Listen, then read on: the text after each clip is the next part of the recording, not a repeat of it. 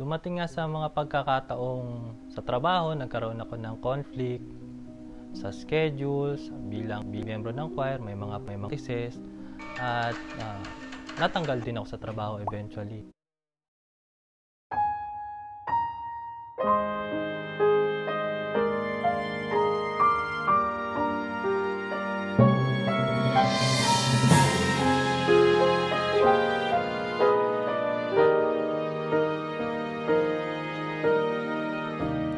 Dati akong sakristan sa Pilipinas at meron akong isang kaibigan na naging miyembro ng MCGI. At isang pagkakataon, nagkausap kami tungkol sa Catholic doctrines. Tol, alam mo ba, ang pagsamba pala sa Diyos-Diyosan ayon sa Biblia, kasuklam-suklam sa Panginoon. At sa mga sinasabi niya, hindi ko siya matutulan. Taong 2004, nag-migrate kami dito sa Toronto, Canada. Isang pagkakataon na winter, nagbalik yung alaala po nung aking kaibigan kung paano ngayon naging aming mga pag-uusap. Kaya sinubukan kong hanapin sa internet ang dating daan. At doon nga po nakita ko yung website na ang datingdaan.tv. At doon nga, kakapakinig ko po doon. Ang dapat naluhuran natin yung gumawa sa atin. Tama ang sinasabi ng kapatid na Eli at may basihan sa Biblia ang lahat ng sinasabi niya. Pero kung Katoliko ako, iniisip ko na baka may sagot yung mga Katoliko.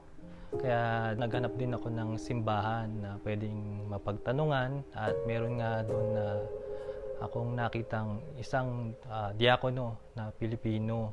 Nagbigay siya sa akin ng isang website sa side naman ng Katoliko, pero na-realize ko na hindi pwedeng maikumpara yun sa mga karunungang itinuturo ng kapatid na Eli.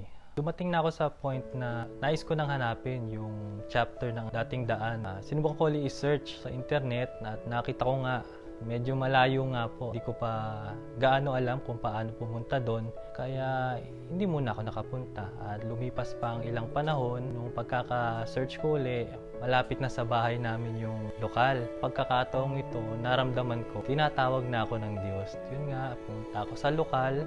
Pasok ko, nag-aawitan. Ang awit nga noon ay numero 75.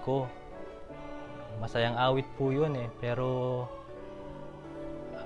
habang inaawit po yun, ako po sa kalooban ko na kumbaga naiiyak po ako dahil naramdaman ko po na kumbaga yung kapayapaan sa puso, yung pakiramdam mo na yung feeling at home na. Hindi nga po nagtagal, nagpadoktrina na po ako. Sa awa at tulong po ng Diyos, naging kaalib po ako noong January 27, 2008. Naging masigla akong kapatid. At naging miyembro nga ako ng choir at ng elders ministry din. Dumating nga sa mga pagkakataong sa trabaho, nagkaroon ako ng conflict sa schedules, bilang miyembro ng choir, may mga practices, at natanggal din ako sa trabaho eventually. Pero naalala ko yung sinasabi lagi ng kapatid na Eli na sa lahat ng mga bagay ay magpasalamat tayo sa Diyos. Nandito na naman po ako para magpasalamat po sa Diyos dahil nawalan po muli ako ng trabaho. Makailang beses din na nangyari na nawalan ako ng trabaho. Alam niyo na po kung bakit muli po akong nagpapasalamat sa Diyos. Nawalan po muli ako ng trabaho. Awa naman po ng Diyos.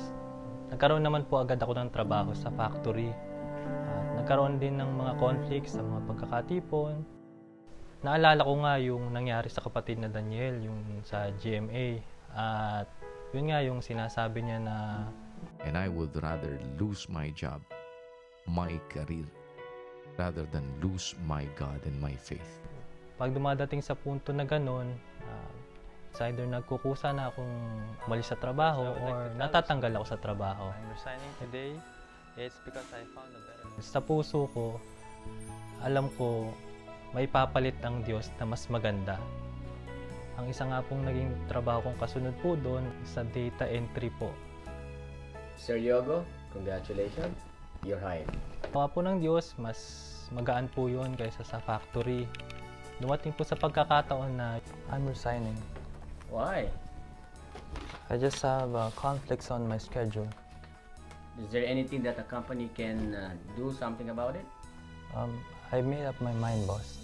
At meron naman din po awa ng Panginoon na ibinigay ang Diyos. At yun nga po yung naging trabaho ko ng 10 taon.